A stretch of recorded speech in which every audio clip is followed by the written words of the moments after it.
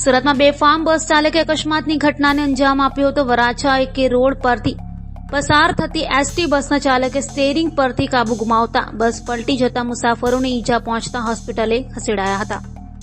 સુરતમાં વારંવાર ભારે વાહનના ચાલકો અકસ્માતની ઘટનાઓને અંજામ આપી રહ્યા છે, ત્યારે મોડી રાત્રે વરાછા એકે રોડ પર અકસ્માતની ઘટના બની હતી। વાપી ડેપોથી દાહોદ જઈ રહેલા એસટી બસના ચાલકે વરાછા એકે રોડ પર બેફામ કાર હંકારી હતી, જેના સીસીટીવી પણ સામે આવ્યા છે।